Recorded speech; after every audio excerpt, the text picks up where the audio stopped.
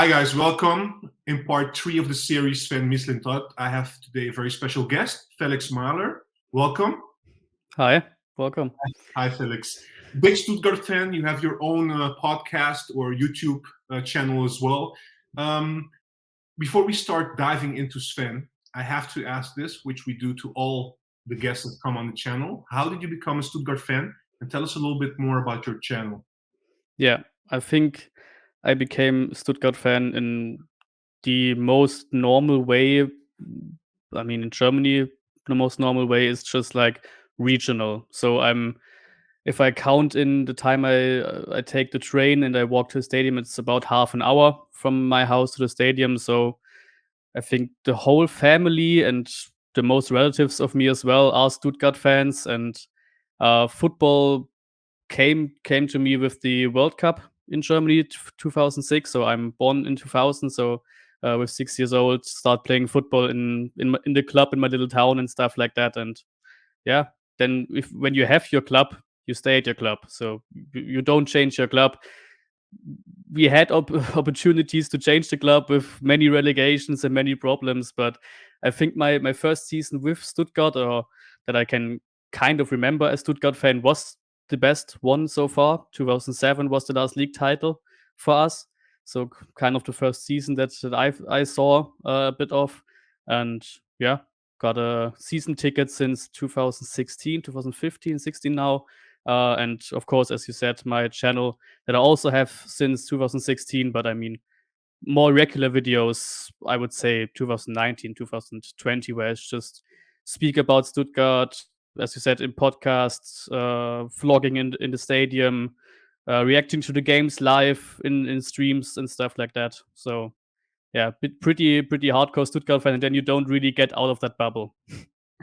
Very good. Very interesting as well. We're going to put the links in, like the channel. If people are interested, they can, of course, visit your channel and get to know you a little bit better. Thank you again for being on the channel. So let's dive a little bit into Sven, right? For our viewers, just to go back a little bit, this is part 3 of the series. We had part 1. He was at Dortmund. He has been like 10 years scout, lead scout, head scout at Dortmund. Then he moves to Arsenal, stayed there for 14 months, more or less, as a head of recruitment. That was his position at the time. So they don't continue. So he resigns, basically. They don't continue with Arsenal. At the start of 2019, around February, I think. And then a few months later, correct me if I'm wrong, April or May, Stuttgart appoints Sven as sporting director, which is a new role compared to his previous roles. And this is going to be interesting for us, especially for the Ajax fans, because we also have him in a similar role right now with us. So I have a few questions for you, but first of all, can you explain to us the situation in which Stuttgart was at and why they came and appointed Sven at the time? If you recall. Yes. Yeah, we were deep down in the relegation battle. We were down in the second division in 2016, 2017 in that season, and then came back the season after. And it was kind of a positive shock, I would say, because the name Mislantat is known in Germany from Borussia Dortmund and stuff like that. And we don't really we didn't really appoint good guys for if it's coaches, if it's managers, sports directors. We didn't have the best luck, and then a name like Mislintat comes when you're sitting on, I think, 16th it was, so relegation battle, and then he comes mid April, I think it was. He started at the 1st of May, so he came before the next season started, before it was clear where we are, and I think he came hopeful to develop something in the Bundesliga, and then of course he had to start in the second division. Appointed a coach directly after the season, even before we got relegated, because when you are 16th in the Bundesliga, you play 2 games against the third of the second division in knockout games, and he appointed the manager before those 2 games, and then so the manager also came in, the coach also came in without knowing which league he's going to come in. So there was kind of a trust in the club as well. And we didn't really understand why, because as I said, I don't want to put it too drastically, but we were on the way down. We had many many wrong appointments, and then someone with a name like Mislintat comes with the scouting history and stuff. So we were pretty amazed by that, and I think then we kind of realized why, because we in Stuttgart have a name, or I hope internationally, that's interesting with you, with Ajax, have a name with developing our youth, our own players, and of course talent from other clubs that we buy, with Gomez, Khedira, Werner, Rudiger, all those names. So I think that was something that was interesting to him, and also that's what we saw with Ajax now, with Dortmund, with Arsenal and Stuttgart. He likes clubs with tradition and a big fan base. That's also what he found in Stuttgart. So I think these were the things that were interesting for him, and of course, that made Stuttgart attractive for him. But I think he was hopeful to start in Bundesliga and had a big cold start in the second division. Yeah, absolutely. I'm going to pick a little bit some of the points you mentioned, just to make it a little bit clear also for our viewers. So timeline-wise, he comes mid-April, you said. You guys were on the way down, so it wasn't the best seasons, and you guys finished, if I'm correct, you guys had to play the relegation battle. So Yes, 16. Yeah. But you're saying that he changed the manager or signed another manager just before playing those playoffs? He appointed a manager for the new season. So the two relegation battle games were under the interim coach that we had for the last few games. So the manager was for the new season. Okay, so he comes in, he looks at how things are progressing, then makes the decision basically to cut the coach that was at the time when he arrived at Stuttgart, appoints an interim manager, and then going into because you guys got relegated eventually, he appoints a new manager for that season, correct? Nearly. So we had a coach that was there a long time and who was mainly at fault for us being relegated, and then we had a interim coach where it was clear that he won't be managing us anymore in the second division. He's the coach of our under 19, so he just stepped in. So we knew how the season would end in terms of coach, and then he appointed a new coach for the new season. So the big coach, I would say, was already sacked. Then the interim coach was there when he came, and he appointed a new manager for the new season. All right. So he came actually already in a stress scenario, basically. Yeah, completely. Yeah. Exactly. All right. So we move past that. We go a little bit into the first season of Mislintat. Tell us a little bit how that first season goes. From what I've read, it was successful. Although I don't know if the whole season was successful, but you guys came back to the Bundesliga the year after. But how was that season? What did Mislintat do in your eyes?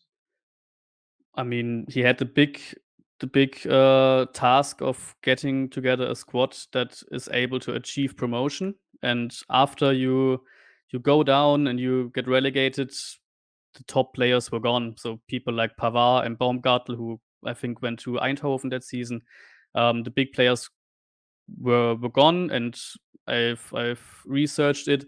There were more than 25 departures and more than 25 additions to the squad. So basically, he turned around the club and made a new squad, because that's how it normally goes when you get relegated. So and there from the beginning you saw what he wants to do. He wants to get a talented squad, find good affordable talents, because when you go down, money isn't really there. You have to get more money in than you can spend. I think the biggest one that he spent was Silas, who's maybe a name for you as well, for 8 million out of France. Then of course Kalajdzic for between 2 and 3 million it was at that time, who's now at Wolves. So some players who also developed through the years as he was there. Put together a good squad. We had a surplus of 54 million euros in that transfer window alone in the summer. The season wasn't amazing. As we have in the next point as well, we had another coach, another change in coaches. But at the end of the day, it's only important that you go up, and we went up directly, second place. Not the best season, COVID kicking in at the end of the season, but at the end of the day, successful. And the first season in the Bundesliga was even more successful after that. All right. So my first question is, how did he pull it off? How did he pull off to offload so many players and get talented players in such a short time? Was he working closely with the scouting department of Stuttgart, or did he also change things in the organization? I think we don't even have we didn't, maybe we have now, but we didn't have a big scouting base. That was also a bit of a point in Stuttgart, that he obviously has turned around and has improved since he came. And I mean, you don't I don't want to make him that big, but you don't really have to have that big of a scouting system when you have him. I think he found many players on its own. I think the nicest example is Kalajdzic, as I said, where he told, as when he was in club for 4 5 hours, he had a podcast with some other Stuttgart podcasters, where he sat down here. He just explained that he searched for someone who was like Aller, Sebastian Aller, and then he found Kalajdzic for that money, for that talent, and then he found him. So I think he probably did the most part, but he definitely improved in that category, because the last years we were hoping to get more on the top, and then you buy more experienced players and more big name players, I would say, and he focused on the talents. All right. Thank you for elaborating on that. So moving to the coach, right? Who was the coach that he appointed going into the second Bundesliga season first? That was Tim Walter, a coach out of the second Bundesliga. Holstein Kiel was the club where he was beforehand, and funnily enough, he's the coach right now at Hamburg, who we are facing in the relegation battle. So also a manager that plays attacking football, very attacking football, which was his downside when we come to the point where he was sacked, because the defense kind of lacked because of that, and we weren't clinical enough to be very successful with him. But also someone that fits this. We have the slogan for our youth team in general, young and wild. That's kind of a slogan for that, and that he fit that job description. All right. So what you said is clear. We move towards the season, and then around December there is a change in coach. So he appoints Pellegrino Matarazzo, who has been actually before that, from what I could read, was a youth coach basically, in Nuremberg and also Hoffenheim. But he worked closely also with Nagelsmann, and then also with Schroeder, I believe. And then he was appointed to be the head coach. So that was his first. That was quite, a decision to make him mid-season the coach. So tell me first of all, why the change in? You mentioned already that he played very attacking, the previous coach. How does this reflect in the results? Where you guys were in the table at the time? I mean, we had one game under Walter that was pretty perfect to describe his football against, I think, Wien Wiesbaden it was, where at the end of the day we had like 35 shots on target. They had 2, and they won 2-1 against us. So that was like the perfect description. You could say that wasn't really Walter's fault, which we were just not clinical enough in the attack.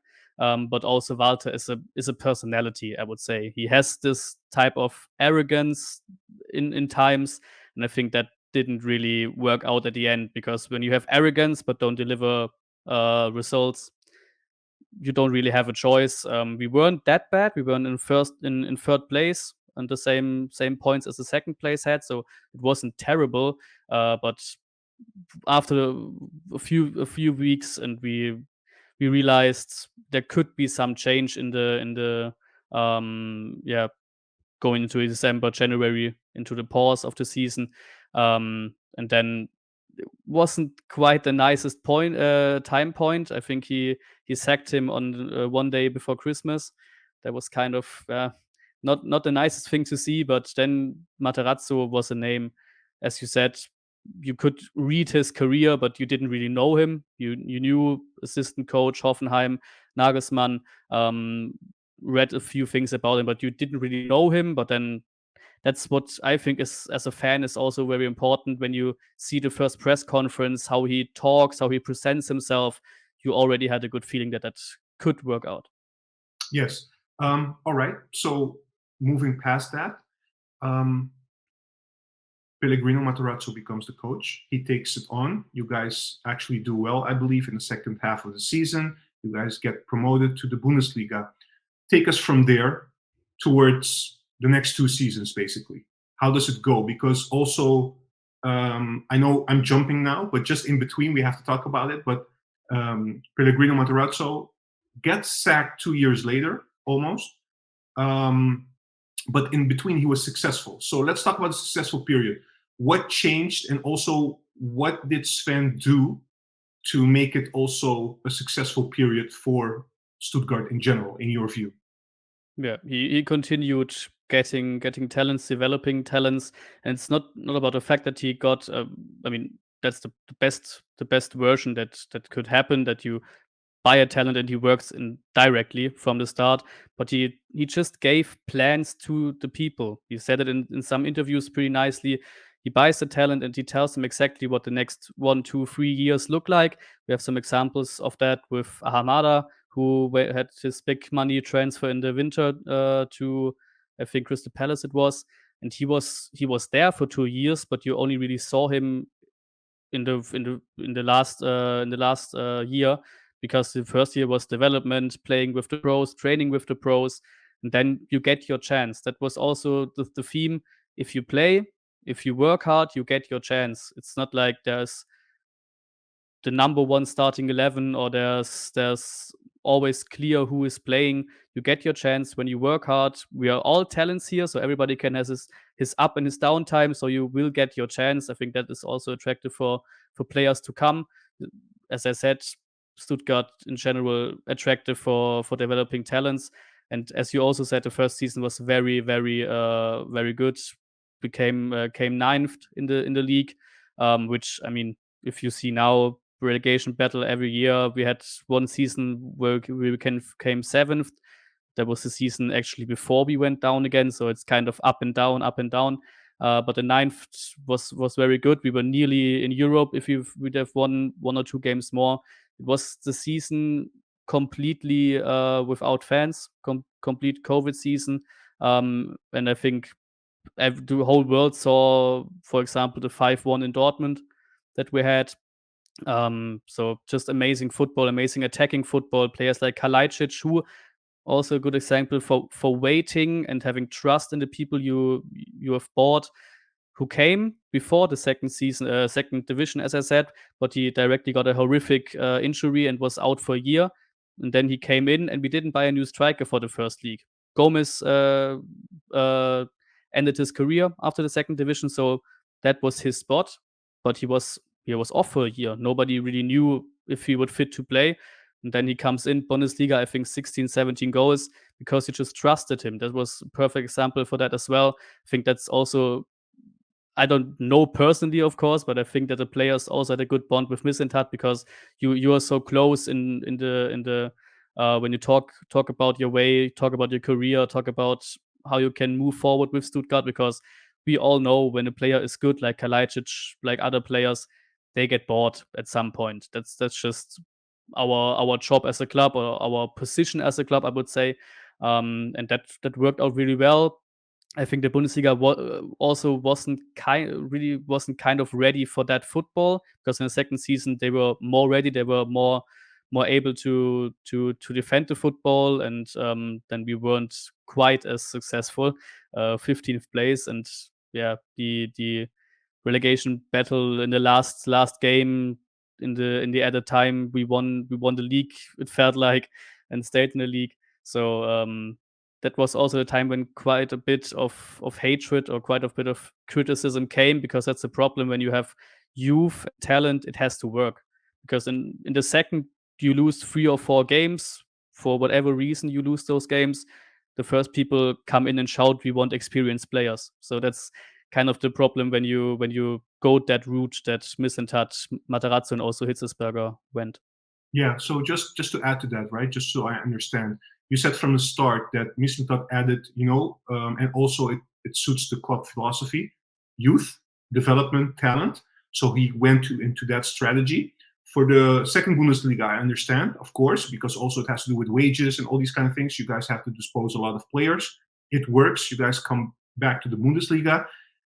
If I understand correctly, correct me if I'm wrong, Mislintat continued down that path. Is that what you're saying? Yeah, because he kind of had to. It's not really his fault or anything yet he could do against, because, as I said, we had COVID. When you are down in 2016 relegation, there's not really much money in the club anyways. Then now we have for our Euros in 2024 in Germany, we have a big money renovation of the stadium. So it was clear in every single transfer window he had to get money in. So we couldn't really spend much money. I think the 8 million for Silas in his first season for the second Bundesliga was the most. I think the most after that was maybe 5 or 6 million, if I'm not forgetting anyone here. But he had to work with very low money and low chances of getting that big money transfer. So that's also a hard job for him to do, I think. And he kind of kept the club alive with that with the talents that you can multiply the money from when you sell them in 2 years. Yeah, and I assume also after the successful season in the Bundesliga, he also had to sell some players and get talents again, etc. So it went down that path because of COVID, because of the second Bundesliga, all these things together at once, right? Yeah. Clear. Thank you for that. So okay, so 2 years in the Bundesliga, then we go into the third. Let me say it correctly. 2.5 years, because I have to take the half year of second Bundesliga. So the new coach, Matarazzo, he goes into his third season in the Bundesliga, right? Am I saying it correctly? Yes. Yeah. So what happens? Because a few months in, he got sacked, and then we moved to Sven. I think 1 month after that, he also resigns because they were talking about maybe extending his contract, and he refused, basically. And then there was a mutual, according to the official statement, there was a mutual, let's say, agreement that we will not continue with each other. But it was not like he continued and finished the season. He was like, no, I will leave right away, which is a little bit odd. So I would like to have your perspective first on the coach in that season, and also then to Sven, what happened. Yeah, I think it started a bit earlier than that, and with a new name, Alexander Wörle. I think if I translate his position into English correctly, it's the CEO kind of, so like one position above Mislintat. He took over the job of Hitzesberger in, I think, also April, March in last year. So we had kind of, that's how we felt the dream team of Hitzesberger, who's also a club legend, Mislintat and Matarazzo. And then Hitzesberger went from his own will, so he wanted to move on. And then, of course, as I said, the last season wasn't quite successful. We stayed in the league because of a goal in the 92nd minute of the last game. And then the season afterwards, Matarazzo didn't win in the first 9 league games, and then there was kind of the time where you knew you had to change something. It's also pretty special for us Stuttgart supporters that last season nothing happens. Because as I said, I think we have since we last won the league in 2007, I think it's 25, 26 different coaches. So normally in that season, we would have had 2 or 3 coaches, and we had just one, and they trusted each other. There was also a special time to see that in Stuttgart. And then the time was just over. 9 league games in, last season wasn't really successful. You couldn't have him in that job any longer, and Mislintat and of course the rest of the club also decided to sack Matarazzo, which is also sad because a coach who's here for 3 years is kind of a miracle in Stuttgart. And then the assistant coach of Matarazzo, Wimmer, took over and played, I think, 6 or 7 games, 1 important home games, but it still wasn't that great because he's the assistant coach, so he had the same play style and stuff like that. And then the kind of dispute with Mislintat happened. The problem was from the beginning that the contract of Mislintat would have been out in the summer of this year, so summer 2023. So you had to talk about the extension. The first talks, of course, because many fans are fans of Mislintat. I think the majority are fans of him. There's also, of course, many people who don't like his strategy. That's normal. But it was clear that you had to talk about this extension, and nothing really happened. They just pushed it away, never really talked about it. Didn't appoint, I would say, real manager in that sense. After you sack Matarazzo, as I said, you take your assistant coach and just wait until the World Cup comes, and then as a fan, you get the feeling that there's something fishy going on, because if they would have, in this example, Werle and Mislintat, if they wanted to extend the contract, it would have already happened. So you knew there was something going on, and then Werle got him a contract, and Mislintat declined this contract. I think there was also the problem because the contract that he had was pretty good. Because as I said, the dream team, Hitzelsberger, who was over Mislintat in the position of Werle at the time, they had big trust. They trusted Mislintat. Mislintat also knows what he can do. He knows how good he is at what he does. So he demands some stuff in his own right. So like a right of a veto when it comes to transfers and stuff like that. And these were things in the contract that Werle wasn't able or wasn't willing to give him. So that's also why I think it's understandable from the one part of Werle to say no, that's too much for a contract, and for Mislintat to say I want this contract. If I don't feel the trust, if you don't extend this contract now, then I just go. So there was many people have the feeling that Werle is the problem at that point with Mislintat, because Mislintat likes he likes other opinions. That's clear. That's definite. But you have to talk about him who comes in. He likes to trust his team. He likes to know his team. He likes to have stability in his team that he works around with. And then Werle, I think it's in September, it was, he just went in and got himself 3 advisors for his role as CEO with Khedira, Lahm, and Gentner.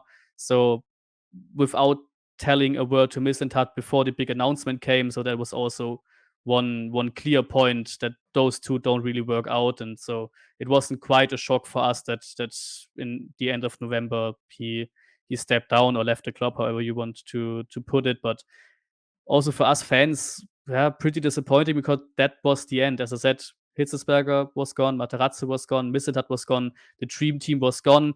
There aren't really that much fans in Stuttgart, in the fan base of Werle as there was of Mislintat. So pretty disappointing, but not really surprising. Wow. Thank you for the elaborate explanation. It makes sense now if I hear you talk Yeah. about it. I think you said everything. It's very clear to me. I think also for the viewers. So let's recap a little bit, right? We had from the start Mislintat coming into Stuttgart until the end, right? Because he wasn't given the same privileges, responsibilities that he wanted, of course, as a technical director or sporting director. So if you take like his period at Stuttgart in general, how do you look back at that? And also, what would you say are the positives and maybe also the negatives of having Sven Mislintat in your organization? Yeah. Well, with me, you got someone who is looking pretty positively on Mislintat. I think we talked about it much now, and I can't really dive into every detail of the 3 years, of course. But he also had to, he every time had to deal with the surplus in the transfer, with the money, all those problems. He put up a good squad and good enough squad to stay in the league. We see it now with Hoeneß, the new coach. It's pretty good. Since he took over, we would be, if you put a table since he came, we would be 5th. So it's not the quality of the squad that is lacking. That's pretty obvious. The squad is good enough. One negative that I can accept from people who are, I would say, against Mislintat, if I put it that way, is that he got the talent, but he got the talent from everywhere. Not really the own talent, the own youth. We have one or two youth players who come up, but it's more people from France, from Greece, Japan, whatever. So he bought in the talent and didn't really use the talent that we have. But that's also another part where I'm not that deep in the club. And if the youth isn't good enough, you also every time have to look about have to see who's the best player. It's about who is good and not who is from your club, from your city, who is born near the stadium. That's not really the most important part in that. But I can understand if fans criticize that the own youth kind of lacked in that sense. We also had flops. That's just what comes with talent. Not everybody Success. It's Yeah. It's yeah, a not success. not, Yeah. not everybody works well. As I said, from Japan, we have people from Turkey. It's also a big change, and also many times a big league change from a small league talent out of Greece or wherever, and you come to the Bundesliga. It's a time sometimes ever it's just too big of a step for some players, but for me, the big transfers, top transfers, just are more than the flops. As I said, we have Silas, Kalajdzic, Endo, who also came for, I think, 1.5 million euros. My biggest example is and will probably be Ito, who came 2 years ago, I think now, from the second division in Japan for our second team for about 400k, 500k, I think the clause was after he was here. And then now he's at 7.5 million and plays Bundesliga with the feeling that he has played here for 10 years. So that's the kind of talent that he can find. We also, I think, maybe you've spoken about it with Arsenal, but you also got Mafropanos for 3 million, who is very likely to be on a big money move for 15, 20 million, even more than that, maybe in the summer. So for me, there are more examples of top players. He also got Kobel in the big light in the Bundesliga stage, and now at Dortmund he's absolutely brilliant. So that overweights it for me, and also it's just him as a guy. That's also a big thing for fans. I think you can really identify yourself with him. You see that he loves the club, even after the kind of fishy thing that went on and he left the club. He was still in Stuttgart. He was still supporting the club, talking with fans in some little stages and stuff like that. So he loved the club. He was a figure of identification. That's something you can sympathize with. Um, and he was someone who you could stand behind. You could stand behind behind his way. He put his way forward. What also a big plus of him, he can talk with the media. And I don't mean he can manipulate or whatever. He's well spoken. He knows the right words. He finds the right words. And that's just as a human being or as a person, you don't want to lose that. And on top of that, there comes his quality that we've spoken about, and I'm sure you've spoken about for with Dortmund as well and Arsenal as well. So was pretty Absolutely. sad that he had to go. And you also have to say it didn't really get better afterwards. We have a season now where we have 4 coaches in one season. Funny statistic here: in our cup games, we had 4 cup games, and in every cup game we had a different manager. That's a new record in that sense. And now we also relegation battle the games against the third out of the second Bundesliga. So it didn't get any better after he left. Maybe even worse. We have big problems after the season with Werle, with the president as well. Many people want to get those two out. So it's kind of more toxic now than it was while he was here and while we had these 3 years of miracle with the same people who worked here. Wow, incredible. Thank you so much for the elaboration and also the specifics. I think it's very good for us to have an understanding, because I see a little bit of similarities also with Arsenal. In terms of the organization was not Yeah. clear. People were not on the same page. In terms of strategy, etc., etc. Although at the time he was more head of recruitment, and now he was the director of football. So you would assume he has much more responsibility, etc., etc. But on the other hand, um, it also justifies a little bit the idea that I'm developing about Sven, that he really stands behind his vision, Yeah. behind his strategy, etc. And if he cannot feel like everybody's on board, he doesn't feel like this is the right way to go. Yeah, definitely. Yeah. Right. Look, I have to throw one question in between, and the reason for that being, there is this media campaign going on in Holland right now. A lot of ex-footballers and panels, etc. They're giving Sven the nickname the data-driven Mhm. German. Is this a stretch? Because he said in one of his interviews even that data is important, but he likes to have a 360 view on players. So it's not only data. Did you notice anything in the period of Stuttgart, how much data was implemented in signing players? I mean, what we saw, or what I said with the example with Alea and Kalajdzic, but that's just some things you don't really know except when somebody asks for it in a 5-hour long podcast. So that's nothing that comes out of the club normally. And I think the data thing is just because in Dortmund he pretty much developed that stuff. So like scouting, these big data systems, that's like kind of his baby. So I understand the nickname. He also got a nickname of Diamond Eye. So like he finds the precious talents. So there wasn't really that coming out of Stuttgart, or coming out in the media about him being focused on data or whatever. I'm pretty sure he also looks at games of the players and doesn't buy the player after he sees some goal statistic. I'm pretty sure about that.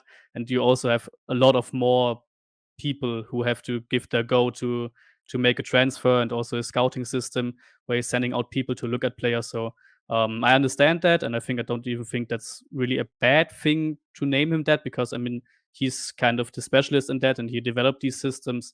And if it works, which it has in the most places till now, I think that's a good thing.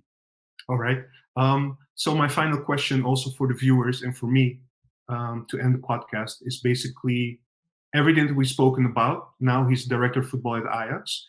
Do you think it's a good fit at Ajax? I mean, I know you cannot predict the future. I'm not saying you can, but when you heard the news, what was your reaction? And do you think it's a good fit? Yes or no, and why? I think it's a good fit, and I think the most Stuttgart fans also knew that he would improve after he goes away from Stuttgart, because Ajax is an improvement. Like, we have relegation battle every year. You play for the title. You play for the Champions League. I think there were also rumors about Liverpool that would have also been a fit with Klopp in the Dortmund time. So it was clear he will get a bigger club without underestimating my club at this stage. But it was clear he gets a bigger move. And also, as I said, with Ajax, you also have talent. You have, for youth, the own youth. You don't really have to buy many players into the club. If I see the Licht, if I say the Young and stuff like that, you have your youth, really really good youth. You have a big club. You have a big fan base, tradition. I think he found what he's looking for. If I'm interpreting Mislintat correctly, and it's also about the kind of, yeah, the expectation that you have when you come in Stuttgart. You're expected to at least stay in the league. If that's a problem, then many people say you didn't make a good job.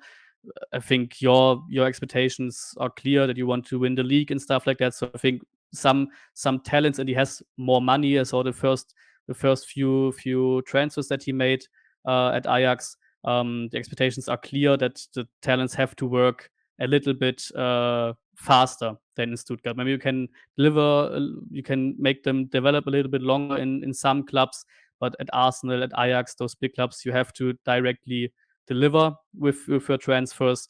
And of course, in Stuttgart as well, relegation battle. It's hard to throw in 17, 18-year-old in relegation battles and say he has to, yeah, kind of rescue us here. That's also difficult to do. But I think Ajax is a good fit. As I said, the club, the talent, developing players, bringing players in. Many changes, as I saw, also with the head coach and stuff like that. So he's building kind of his thing there. And if you trust him, if there's the team in Ajax, in the club, that trusts him, it should work out. So I'm pretty hopeful for you.